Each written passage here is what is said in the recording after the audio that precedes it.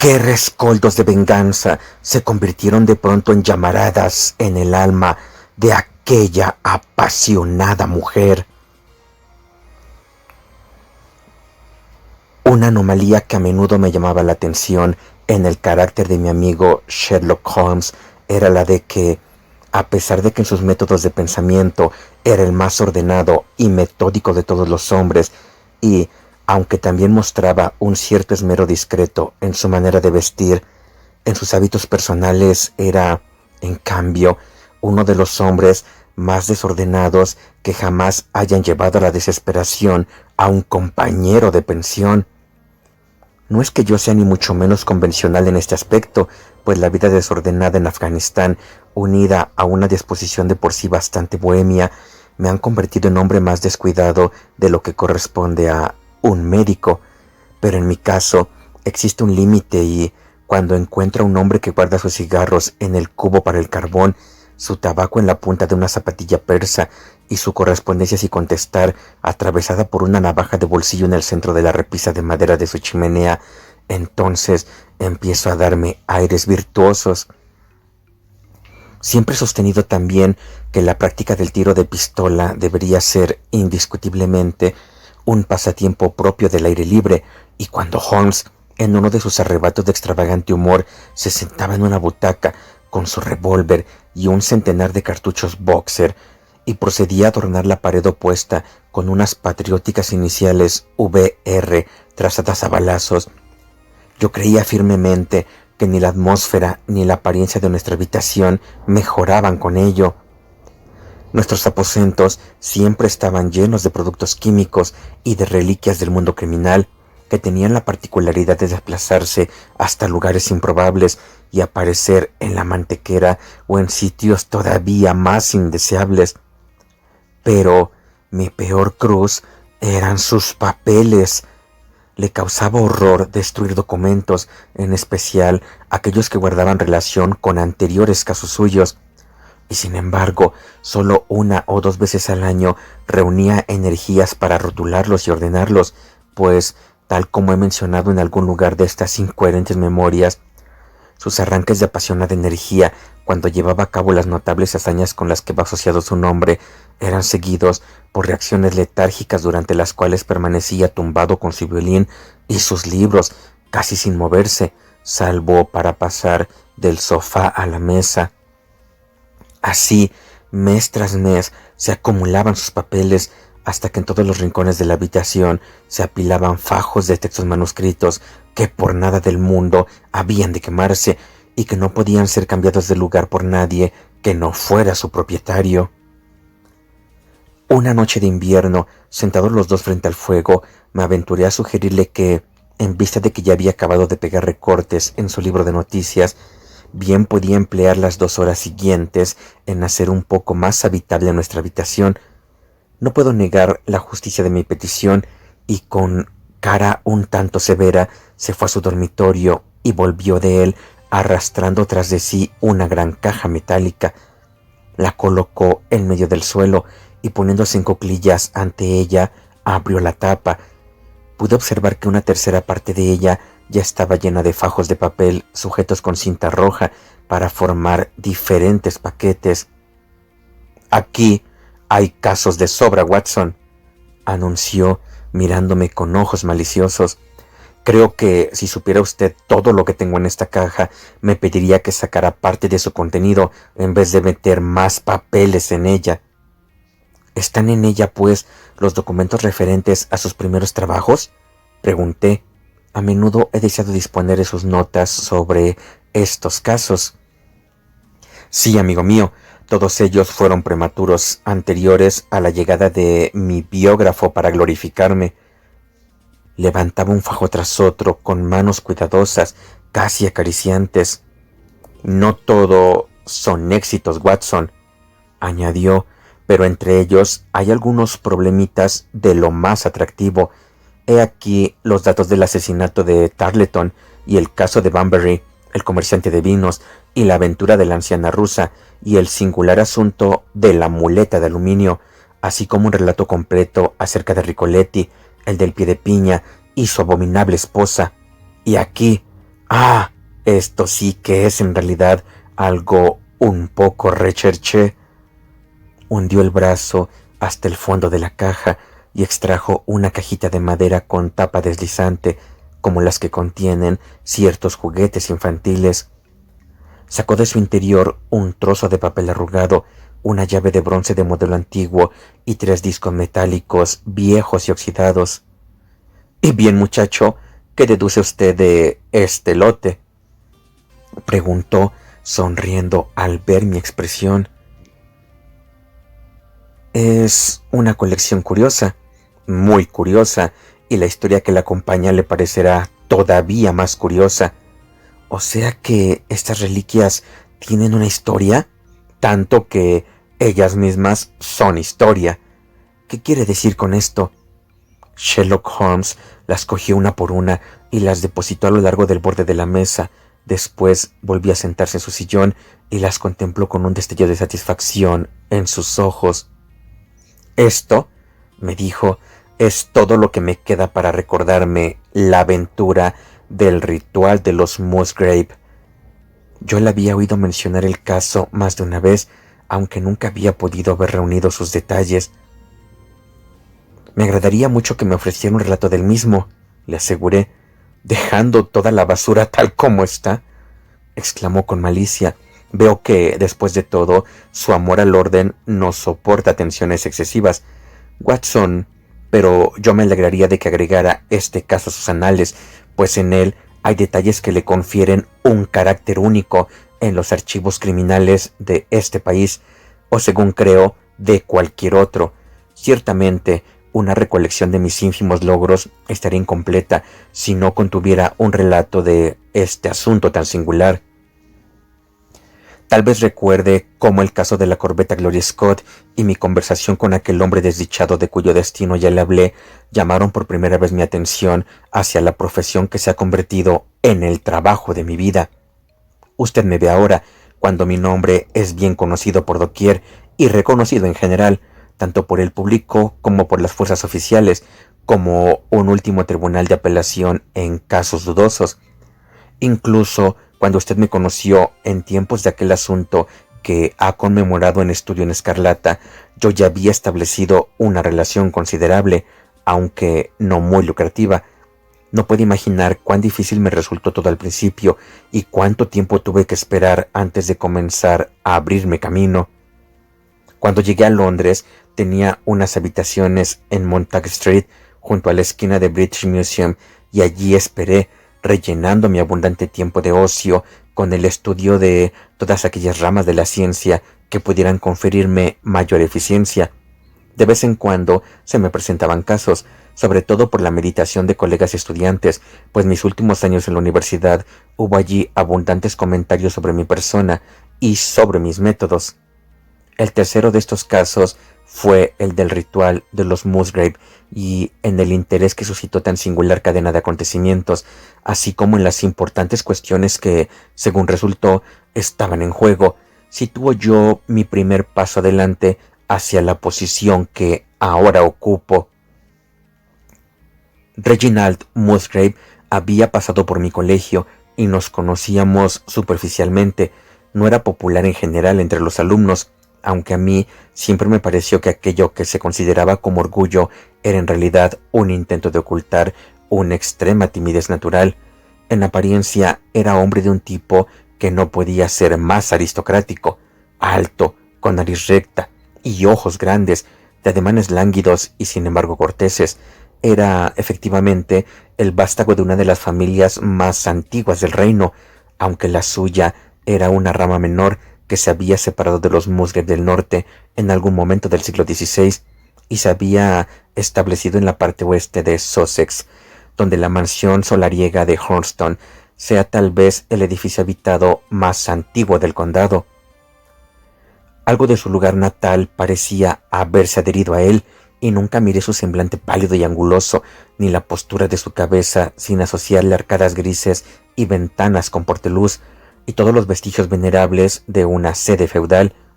Algunas veces conversamos, y puedo recordar que, en más de una ocasión, expresó un manifiesto interés por mis métodos de observación y deducción. Durante 4 años dejé de verlo, hasta que una mañana se presentó en mi habitación de Montague Street. Poco había cambiado, vestía como un joven a la moda. Siempre había tenido un toque de dandy y conservaba aquella misma actitud tranquila y suave que siempre la había distinguido. «¿Cómo te van las cosas, Musgrave?», le pregunté, después de habernos estrechado cordialmente la mano. «Te habrás enterado probablemente de la muerte de mi pobre padre», repuso. «Nos dejó hace cosa de un par de años. Desde entonces he tenido que administrar las fincas de Hurlstone, como es natural, y puesto que también soy miembro del Parlamento por mi distrito, he llevado una vida muy atareada. Pero tengo entendido, Holmes, que estás canalizando con fines prácticos aquellas facultades con las que solías sorprendernos».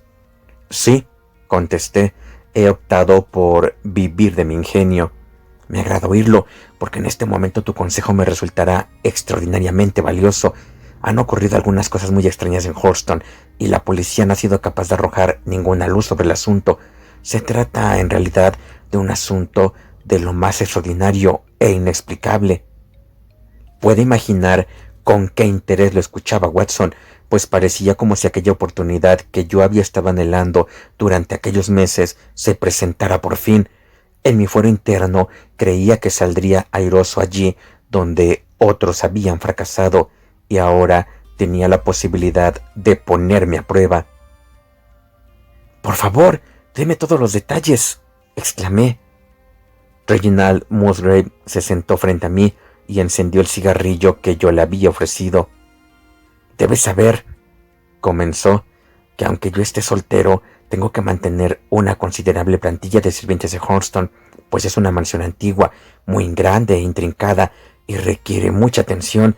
También tengo un vedado, y en la temporada del faisán suelo dar fiestas en casa, por lo que no podría ir escaso de personal. En conjunto hay 8 criadas, una cocinera, el mayordomo, 2 lacayos y un muchacho. Jardín y establos, desde luego, cuentan con una plantilla aparte. De todos esos sirvientes, el que llevaba más tiempo a nuestro servicio era Brunton, el mayordomo. Cuando lo contrató mi padre, era un joven maestro de escuela sin destino, pero demostró ser un hombre de gran energía y mucho carácter, y pronto se hizo indispensable en la casa. Era un individuo alto y bien plantado, con una frente despejada, y, aunque lleva 20 años con nosotros, no puede tener ahora más de 40. Con sus ventajas personales y sus dotes extraordinarios, ya que habla varios idiomas y toca prácticamente todos los instrumentos musicales, es extraordinario que se haya resignado tanto tiempo a ocupar este puesto. Pero supongo que se sentía a sus anchas con él y le faltaban energías para efectuar un cambio. El mayordomo de Hurlstone es siempre algo que recuerdan todos aquellos que nos visitan, pero este dechado de perfección tiene un defecto. Es un poquitín Don Juan, y ya puedes imaginar que para un hombre como él no es un papel muy difícil de representar en un tranquilo distrito rural. Mientras estuvo casado, todo fue muy bien, pero desde que enviudó nos ha dado muchos quebraderos de cabeza. Hace unos meses tuvimos la esperanza de que se dispusiera a sentar de nuevo la cabeza, pues se prometió con Rachel Hollis, nuestra segunda camarera, pero ya la ha dejado y se dedica a Janet Hollis, la hija del guardabosque mayor. Rachel, que es muy buena chica, pero tiene un excitable temperamento galés, sufrió un arrebato de fiebre cerebral y ahora circula por la casa, o al menos así lo hacía hasta ayer, como un alma en pena y una sombra de lo que había sido. Tal fue nuestro primer drama con Hurlstone, pero un segundo drama nos lo borró de la cabeza, precedido por la caída en desgracia y el despido del mayordomo Brunton. Así ocurrieron las cosas. Ya he dicho que era un hombre inteligente, y precisamente esta inteligencia ha causado su ruina, ya que al parecer le produjo una curiosidad insaciable respecto a cosas que ni mucho menos le concernían. Yo no barruntelo muy lejos a lo que esto le llevaría, hasta que un ínfimo incidente me abrió los ojos. También he dicho que el caserón es grande e intrincado. Una noche de la semana pasada, el jueves por la noche, para ser más exacto, constaté que no me era posible dormir, ya que después de la cena había cometido la imprudencia de tomar una taza de fuerte café noir. Después de luchar con el insomnio hasta las 2 de la madrugada, comprendí que todo era inútil, por lo que me levanté y encendí la vela con la intención de continuar una novela que estaba leyendo. Sin embargo, había dejado el libro en la sala de billar, en vista de lo cual me eché la bata encima y me dispuse a ir a buscarlo. Para llegar hasta allí tenía que bajar un tramo de escalera y después cruzar el comienzo de un pasadizo que conduce a la biblioteca y a la armería. Puedes imaginar mi sorpresa cuando, al mirar a lo largo de este pasillo, vi un destello de luz procedente de la puerta abierta de la biblioteca. Yo mismo había apagado la lámpara y cerrado la puerta antes de ir a acostarme. Naturalmente, lo primero que pensé fue en ladrones. En Hurlstone, los pasillos tienen sus paredes decoradas en gran parte con trofeos a base de armas antiguas. De uno de ellos descolgué un hacha de combate y, dejando la vela detrás mío, avancé de puntillas por el pasadizo y atisbé a través de la puerta abierta.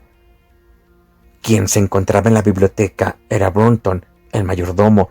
Estaba sentado en un sillón, con una hoja de papel que parecía un mapa sobre una rodilla y la frente apoyada en su mano, como sumido en profundos pensamientos. Estupefacto, me quedé mirándolo desde la oscuridad. Una velita larga y delgada, colocada junto al borde de la mesa, proyectaba una débil luz que bastó para indicarme que estaba totalmente vestido. De pronto, mientras yo miraba, abandonó el sillón, se encaminó hacia un escritorio situado a un lado y abrió uno de los cajones. De este sacó un papel y, volviendo a su asiento, lo alisó junto a la velita y contra el borde de la mesa. Seguidamente empezó a estudiarlo con profunda atención. Me invadió tal indignación por su desparpajo y la forma tan hogareña de examinar nuestros documentos familiares que di un paso adelante, y Brunton, alzando la vista, me descubrió enmarcado en el umbral.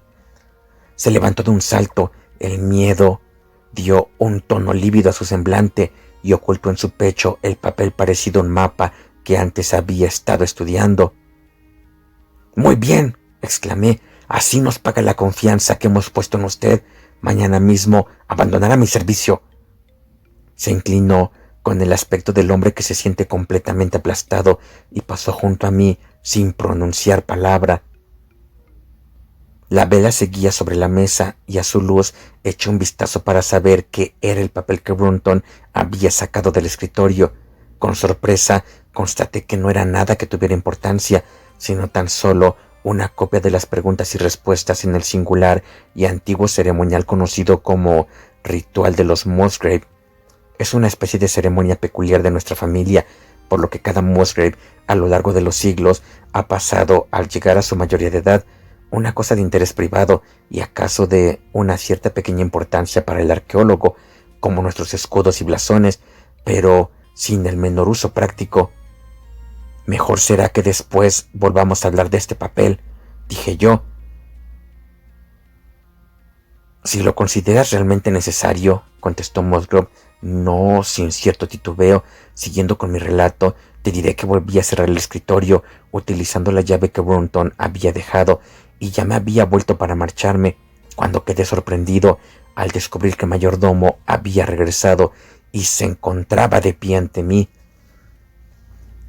«Señor Musgrove, mi señor», exclamó con una voz ronca por la emoción, «no puedo soportar este deshonor. Siempre me he enorgullecido de mi situación en la vida y caer en desgracia me mataría. Mi sangre caerá sobre su cabeza, señor, se lo juro, si me induce al desespero. Si no puede usted conservarme a su lado después de lo que ha pasado, por el amor de Dios, déjeme que me despida yo y me marche dentro de un mes, como si fuera por mi propia voluntad.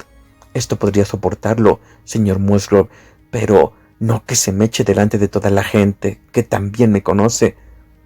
«No merece tantas consideraciones, Brunton», repliqué yo. «Su conducta no ha podido ser más infame. No obstante, puesto que lleva largo tiempo con la familia, no deseo que caiga sobre usted la vergüenza pública. Sin embargo, un mes es demasiado largo. Márchese dentro de una semana y dé la razón que quiera para justificar su partida». «¿Solo una semana, señor?», exclamó con la desesperación en la voz. «15 días, digamos al menos 15 días. «Una semana», repetí, y debe admitir que se le ha tratado con gran benevolencia. Se retiró arrastrando los pies y con el rostro hundido en su pecho como un hombre hecho añicos, y yo apagué la luz y volví a mi habitación. Durante un par de días después de lo ocurrido, Brunton se mostró más asiduo que nunca en el cumplimiento de sus obligaciones. Yo no hice la menor alusión a lo que había pasado y, no sin cierta curiosidad, quise ver cómo ocultaba su desgracia. Sin embargo, la tercera mañana no se dejó ver, como era su costumbre, después del desayuno, a fin de recibir mis instrucciones para la jornada. Al salir del comedor, me encontré casualmente con Rachel Howells, la camarera. Ya te he contado que hacía muy poco que se había restablecido de una enfermedad y su rostro estaba tan pálido y macilento que la reprendí por haberse reintegrado al trabajo. «Deberías estar en cama», le dije. «Vuelve a tus obligaciones cuando te sientas más fuerte». Me miró con una expresión tan extraña que empecé a sospechar que su cerebro pudiera estar afectado. «Estoy fuerte, señor Musgrove», me contestó. «Veremos lo que dice el médico», dije. «De momento, deja de trabajar y cuando bajes, dile a Brunton que quiero verlo». «El mayordomo se ha marchado», anunció. «¿Que se ha marchado? ¿A dónde?» «Se ha marchado y nadie lo ha visto. No está en su habitación». «Sí, se ha marchado. Ya lo creo que se ha marchado». Se dejó caer de espaldas contra la pared, lanzando agudas carcajadas, mientras yo, horrorizado ante este repentino ataque de histeria, me precipitaba hacia la campanilla para pedir auxilio. La joven fue conducida a su habitación entre gritos y sollozos, mientras yo indagaba qué se había hecho de Brunton. No cabía duda de que había desaparecido. No había dormido en su cama. Nadie lo había visto desde que la noche anterior se retiró a su habitación. Y sin embargo, resultaba difícil averiguar cómo había podido salir de la casa, ya que por la mañana tanto ventanas como puertas se encontraron debidamente cerradas. Sus ropas, su reloj e incluso su dinero se encontraban en su habitación, pero faltaba el traje negro que usualmente llevaba. También habían desaparecido sus zapatillas, pero había dejado sus botas. ¿A dónde pudo haber ido, pues, el mayordomo en plena noche? ¿Y dónde podía estar ahora? Desde luego, registramos la casa desde el sótano hasta las buhardillas, pero no se halló traza de él. Es, como ya te he dicho, un viejo caserón laberíntico, en especial el ala original, hoy prácticamente deshabitada, pero recorrimos todas las habitaciones y el sótano sin descubrir el menor vestigio del desaparecido. A mí me resultaba increíble que hubiese podido marcharse, abandonando todas sus pertenencias, y sin embargo, ¿dónde podía estar? Llamé a la policía local sin el menor resultado. Había llovido la noche anterior y examinamos el césped y los caminos alrededor de la casa, pero en vano, y así estaban las cosas, cuando un nuevo suceso desvió nuestra atención respecto al misterio anterior. Durante 2 días, Rachel Howells había estado tan enferma, delirando en ciertos momentos, histérica en otros, que se había buscado una enfermera para que la velara por la noche. La tercera noche, después de la desaparición de Brunton, la enfermera, al ver que su paciente dormía pacíficamente, se adormeció a su vez en una butaca, y cuando despertó a primera hora de la mañana, encontró la cama vacía, la ventana abierta y ninguna traza de la enferma. Me despertaron en el acto y, acompañado por 2 lacayos, inicié al momento la búsqueda de la muchacha desaparecida. No fue difícil determinar la dirección que había tomado, puesto que, comenzando por debajo de su ventana, pudimos seguir fácilmente las huellas de sus pisadas a través del césped hasta el borde del estanque, donde desaparecían, junto al camino de tierra que sale de la finca. El lago tiene allí 8 pies de profundidad. Puedes imaginar lo que pensamos al ver que la pista de aquella pobre desequilibrada terminaba al borde del mismo. Desde luego, enseguida buscamos medios de rastreo y se iniciaron los trabajos para recuperar sus restos, pero no pudimos encontrar trazas del cadáver. En cambio, sacamos a la superficie un objeto de lo más inesperado. Era una bolsa de lona que contenía un bloque de viejo metal oxidado y descolorido, así como unos cuantos guijarros y trozos de vidrio deslustrado.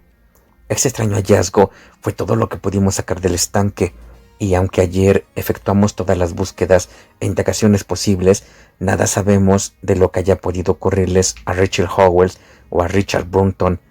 La policía del condado se muestra impotente y yo acudo a ti como último recurso.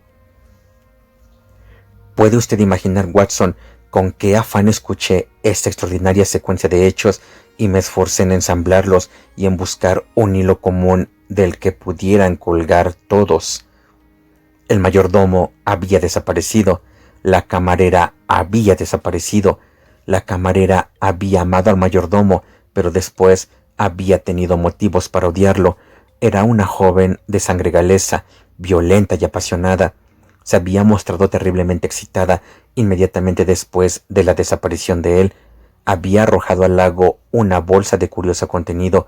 Todos estos eran factores que habían de ser tenidos en cuenta, y sin embargo, ninguno de ellos se situaba de lleno en el meollo del asunto. ¿Cuál era el punto de partida en esa cadena de eventos? En él radicaría el extremo final de tan embrollado billo.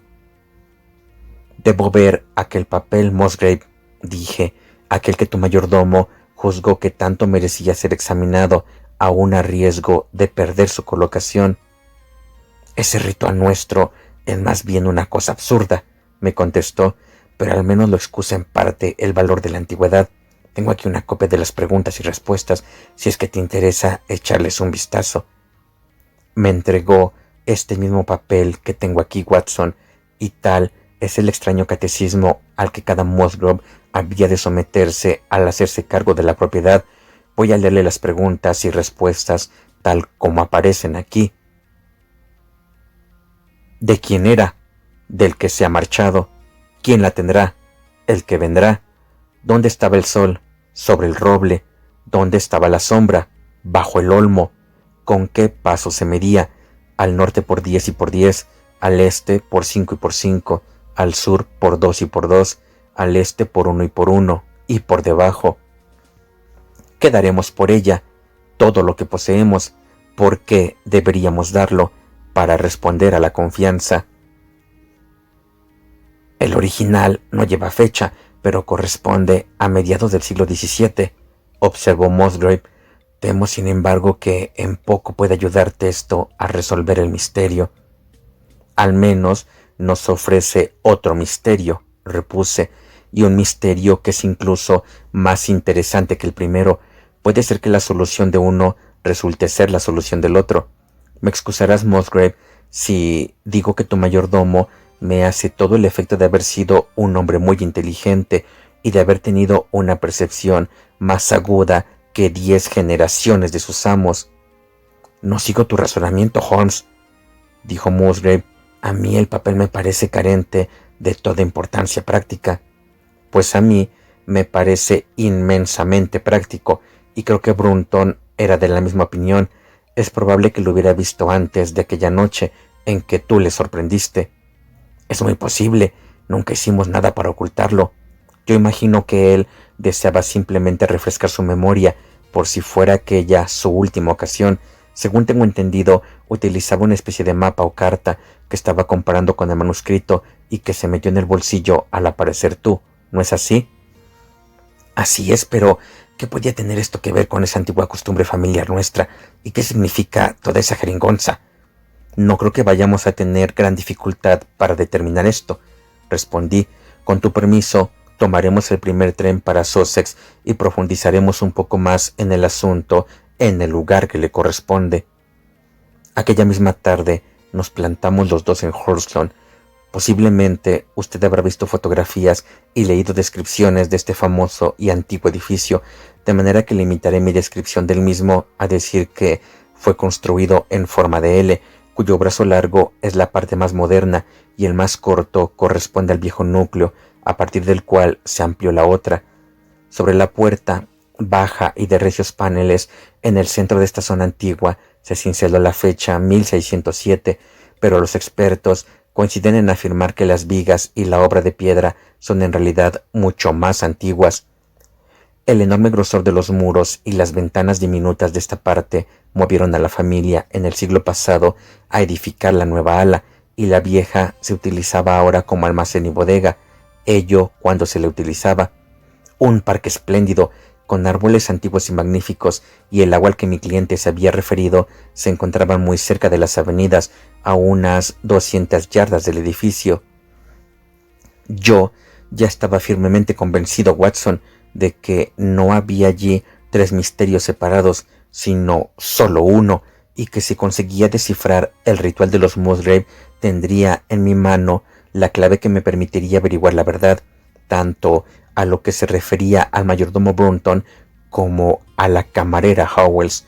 A ello, por tanto, dediqué todas mis energías, porque este criado había de sentir tanto afán por desentrañar aquella vieja fórmula, evidentemente porque vio algo en ella que había escapado a todas aquellas generaciones de hidalgos rituales, y de ese algo esperaba obtener alguna ventaja personal.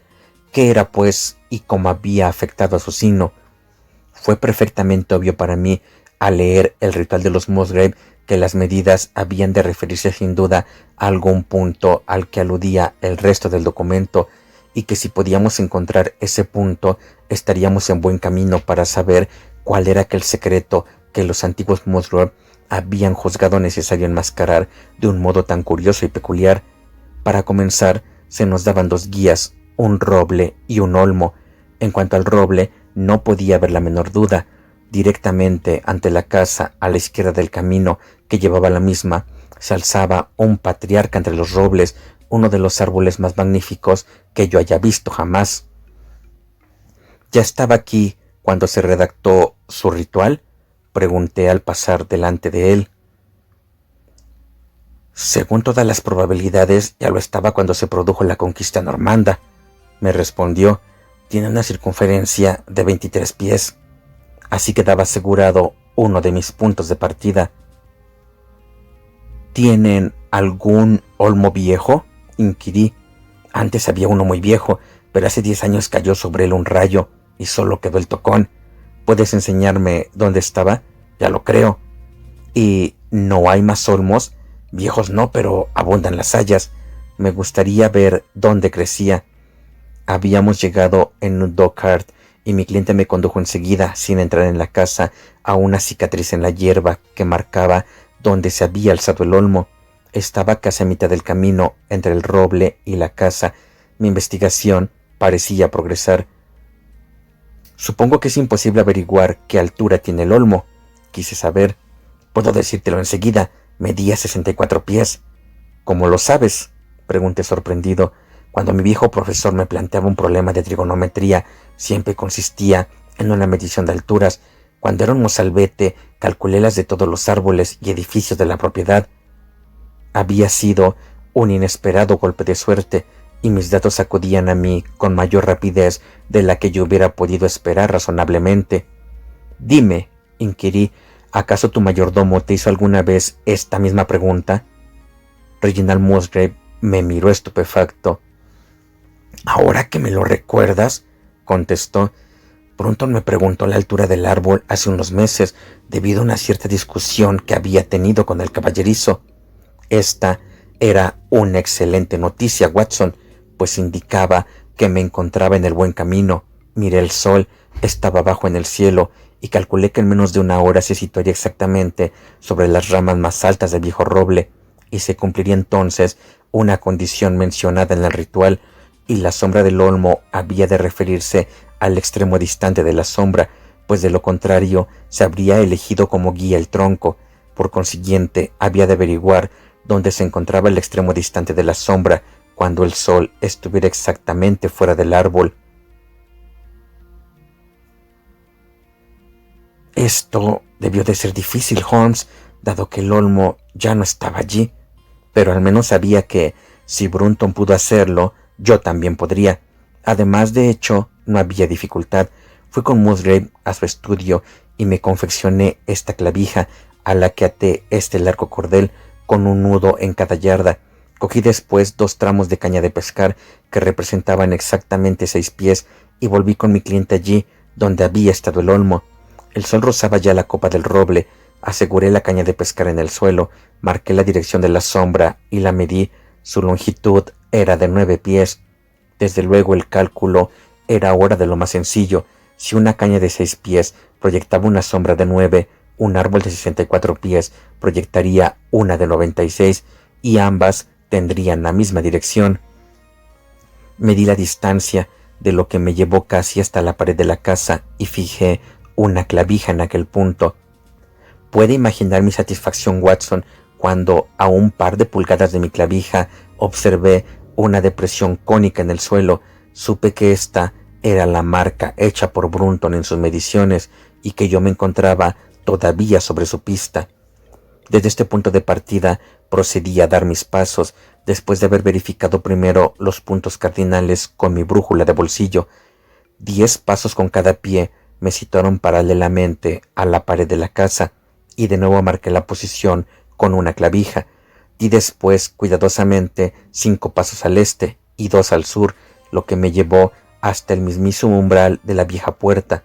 2 pasos en dirección oeste significaban ahora 2 pasos por el pasadizo enlosado, y este era el lugar indicado por el ritual. Jamás he sentido una sensación tan helada de desilusión, Watson. Por unos momentos me pareció que debía de haber algún error radical en mis cálculos. El sol poniente daba de lleno en el suelo del pasillo, y pude observar que las viejas losas que lo pavimentaban, desgastadas por las pisadas, estaban firmemente unidas entre sí, y que desde luego no se habían movido durante años. Brunton no había trabajado allí. Golpeé el suelo, pero el sonido era igual en todas partes, y no había señal de grietas o rendijas. Pero, por suerte, Musgrave, que había empezado a valorar el significado de mis procedimientos y que ahora se mostraba tan excitado como yo mismo, sacó su manuscrito para verificar mis cálculos. ¡Y por debajo!, gritó. «Has omitido el y por debajo». Yo había pensado que esto significaba que tendríamos que excavar, pero ahora vi enseguida que, evidentemente, estaba equivocado. «O sea que debajo de aquí hay un sótano», grité. «Sí, y tan viejo como la casa, aquí debajo, atravesando la puerta». Bajamos por una escalera de caracol tallada en la piedra, y mi compañero encendió una cerilla y con ella una gran linterna que había sobre un barril en el rincón. Al instante fue obvio que por fin habíamos dado con el verdadero lugar y que no éramos los únicos en visitar aquel sitio. Había sido utilizado como almacén de leña, pero los soquetes de madera, que evidentemente habían estado esparcidos en el suelo, estaban ahora apilados a los lados, a fin de dejar expedito el espacio central. Había en este espacio una losa grande y pesada, con una oxidada anilla de hierro en medio, a la que había sido atada una gruesa bufanda a cuadros, como las usadas por los pastores. «¡Por Júpiter!», gritó mi cliente. «Esta es la bufanda de Brunton. Se la he visto puesta y podría jurarlo. ¿Qué ha estado haciendo aquí este villano?». Sugerí que se llamara a un par de policías del condado para que estuvieran presentes, y a continuación intenté alzar la piedra tirando de la bufanda. Lo único que logré fue moverla ligeramente, y solo con la ayuda de uno de los agentes conseguí por fin correrla a un lado. Un negro agujero bostezaba bajo ella, y atisbamos su interior mientras Musgrave, arrodillado al lado, hacía bajar la linterna. Ante nosotros se abría una pequeña cámara de 7 pies de profundidad y 4 de anchura. A un lado había un arca de madera, más bien baja y con refuerzos de metal, cuya tapa estaba alzada y de cuya cerradura sobresalía esta llave tan curiosa y antigua. Dentro estaba cubierto por una espesa capa de polvo, y la humedad y la carcoma habían raído la madera hasta el punto de que en su interior crecían colonias de hongos de color lívido. Varios discos de metal, aparentemente monedas antiguas, como la que tengo aquí, estaban esparcidas en el fondo del arca, pero ésta no contenía nada más. En aquellos momentos, sin embargo, no prestamos atención al viejo arcón, pues nuestros ojos estaban clavados en algo que se agazapaba junto a él. Era la figura de un hombre, vestido de negro, en cuclillas, con la frente apoyada en el borde del arca y con los brazos abiertos para abarcar todo el ancho de ella.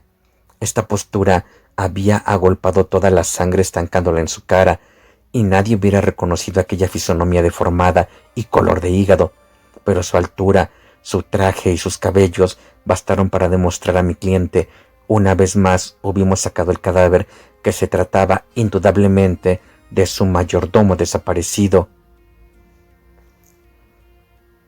Llevaba muerto varios días, pero en su persona no se apreciaban heridas ni magulladuras que explicaran cómo había encontrado tan espantoso final. Una vez retirado su cuerpo del sótano, nos encontrábamos todavía con un problema que era casi tan formidable como aquel con el que habíamos comenzado. Confieso que hasta el momento, Watson, me sentía decepcionado en mi investigación. Yo había contado con solucionar el asunto apenas encontrara el lugar al que hacía referencia el ritual, pero ahora me encontraba allí y al parecer tan lejos como siempre de saber qué era aquello que la familia había ocultado con tan elaboradas precauciones. Cierto que habían hecho luz respecto al sino de Brunton, pero ahora tenía que averiguar cómo se había batido aquel sino sobre él y qué papel desempeñó en la cuestión la mujer que había desaparecido. Me senté en un barrilete que había en un rincón y medité cuidadosamente todo lo sucedido. Usted ya conoce mis métodos en tales casos, Watson. Me pongo en el lugar del sujeto y después de calibrar ante todo su inteligencia, trato de imaginar cómo habría procedido yo en las mismas circunstancias. En este caso, la cuestión se simplificaba por el hecho de poseer Brunton una inteligencia de primera fila, de modo que era innecesario proceder a una bonificación para conseguir la ecuación personal, como dicen los astrónomos. Él sabía que se había ocultado algo valioso, localizó el sitio, descubrió que la piedra que lo cubría era demasiado pesada para que un hombre pudiera moverla sin ayuda. ¿Qué iba a hacer a continuación? No podía obtener ayuda del exterior, aun en el caso de contar con alguien en quien pudiera confiar, sin desatrancar puertas y correr un riesgo muy alto de ser descubierto. Era mejor, si existía la posibilidad, disponer de un ayudante dentro de la casa, pero ¿a quién podía pedírselo? Aquella chica le había amado sinceramente. A un hombre siempre le resulta difícil admitir que finalmente haya perdido el amor de una mujer, por muy mal que él la haya tratado. Mediante unas pocas atenciones intentaría hacer las paces con la joven Howells y acto seguido la enrolaría como cómplice. Irían juntos una noche al sótano y sus fuerzas unidas bastarían para levantar la piedra. Hasta el momento yo podía seguir sus acciones como si en realidad hubiera asistido a ellas. Sin embargo, para dos personas y una de ellas mujer, levantar la piedra representaba un duro esfuerzo. Un robusto policía de Sussex y yo no lo habíamos considerado ni mucho menos una tarea ligera. ¿Qué podían hacer que les sirviera de ayuda? Probablemente lo que yo mismo hubiera hecho. Me levanté y examiné atentamente los diferentes trozos de madera esparcidos por el suelo. Casi enseguida encontré lo que esperaba. Un trozo de unos 3 pies de longitud tenía bien marcada una muesca en un extremo, en tanto que otros varios estaban esparcidos en los lados como si los hubiese comprimido algún peso considerable. Era evidente que, al levantar la piedra, habían introducido cuñas de madera en la grieta formada hasta que al final, cuando la abertura ya era lo bastante grande como para pasar por ella, la mantuviera expedita mediante un tronco colocado en sentido longitudinal y que muy bien pudo quedar marcado por una muesca en el extremo inferior, dado que todo el peso de la piedra había de presionarlo contra el borde de esa otra losa. Hasta el momento yo seguía pisando terreno firme, y seguidamente, ¿cómo iba yo a proceder para reconstruir aquel drama de medianoche? Estaba bien claro que solo una persona podía introducirse en aquel agujero, y que esta persona fue Brunton. La chica debió de esperar arriba. Brunton abrió entonces el arca, le entregó a ella el contenido, presumiblemente, puesto que nada se ha encontrado. Y entonces, ¿qué ocurrió entonces? ¿Qué rescoldos de venganza se convirtieron de pronto en llamaradas en el alma de aquella apasionada mujer celta cuando vio que el hombre que la había agraviado, acaso mucho más de lo que él pudiera sospechar, se encontraba en su poder? Fue una casualidad que el madero resbalara y que la piedra encerrara a Brunton en lo que se había convertido en su sepulcro. ¿Era ella tan solo culpable de haber guardado silencio respecto a la suerte corrida por él? ¿O bien un golpe repentino atestado por su mano había desviado el soporte y permitido que la losa se asentara de nuevo en su lugar?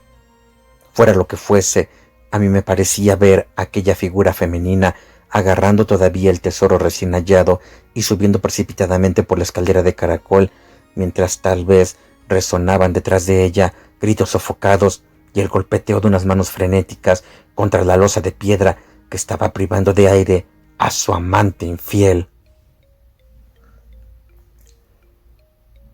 Tal era el secreto de la palidez de ella, de sus nervios maltrechos y de sus arrebatos de risa histérica la mañana siguiente. Pero, ¿qué había contenido el arca? ¿Y qué había hecho ella con ese contenido? Desde luego, debía tratarse del metal viejo y no de los guijarros que mi cliente había sacado del estanque. Ella lo había arrojado todo allí apenas tuvo oportunidad, a fin de eliminar la última traza de su crimen. Durante varios minutos yo había permanecido sentado inmóvil, meditando sobre estas cuestiones. Musgrave seguía de pie, muy pálido su semblante, balanceando su linterna y mirando el fondo de aquel agujero. «Son monedas de Carlos I», dijo, mostrando las pocas que habían quedado en el arca. «Como puedes ver, acertamos al calcular la fecha del ritual. Es posible que encontremos algo más de Carlos I», exclamé, ya que de pronto se me ocurrió el probable significado de las dos primeras preguntas del ritual. «Déjame ver el contenido de la bolsa que pescaste en el estanque». Subimos a su estudio y puso aquellos restos ante mí. Pude comprender que les adjudicara tan poca importancia cuando los miré a mi vez, ya que el metal estaba ennegrecido y las piedras carecían de todo lustre. Sin embargo, froté una de ellas con la manga y poco después brilló como una chispa en la oscura cavidad de mi mano. La pieza metálica tenía la forma de un aro doble, pero había sido doblada y retorcida hasta perder su forma original. «Debes tener en cuenta», dije, «que el Partido Realista tuvo cierto poder en Inglaterra, incluso después de la muerte del rey, y que, cuando finalmente sus componentes huyeron, es probable que dejaran muchas de sus más preciadas pertenencias enterradas, con la intención de volver en busca de ellas en tiempos más pacíficos. Mi antepasado, Sir Ralph Musgrave, fue un caballero muy destacado y mano derecha de Carlos II en las corterías del rey», explicó mi amigo. «¿De veras?», respondí. «Pues entonces creo que de hecho esto debería facilitarnos el último eslabón que deseamos. Debo felicitarte por entrar en posesión, aunque de manera más bien trágica, de una reliquia que es de gran valor intrínseco, pero de una importancia todavía mayor como curiosidad histórica». «¿Qué es, pues?», preguntó lleno de asombro. «Nada menos que la antigua corona de los reyes de Inglaterra». «¿La corona?». «Exactamente. Piensa en lo que dice el ritual, cómo lo expresa, de quién era, del que se ha marchado. Esto fue después de la ejecución de Carlos, y a continuación, ¿quién la tendrá? El que vendrá». Esto se refería a Carlos II, cuyo advenimiento ya estaba previsto. No creo que pueda haber duda de que esta diadema maltrecha e informe rodeó en otros tiempos las reales frentes de los Estuardo. «¿Y cómo fue a parar al estanque?». «Ah, esta es una pregunta cuya respuesta exigirá algún tiempo», declaré, y acto seguido les esbocé toda la larga secuencia de supuestos y pruebas que yo había construido. Anochecía ya y la luna brilló nítidamente en el firmamento antes de que yo concluyera mi narración.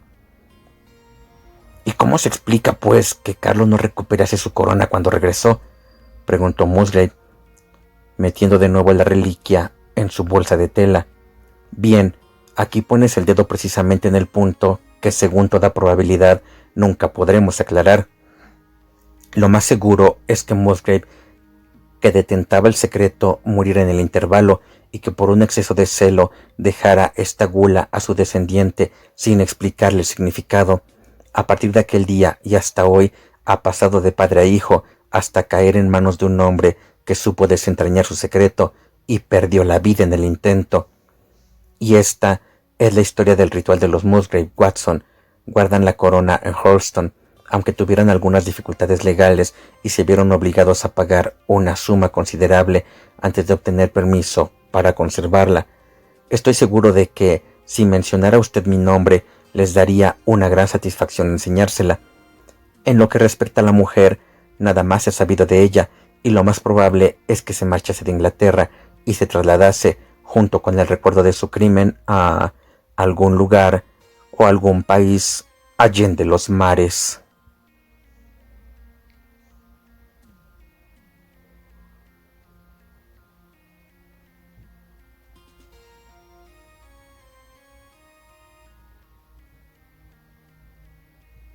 El ritual de los Musgrave. Arthur Conan Doyle.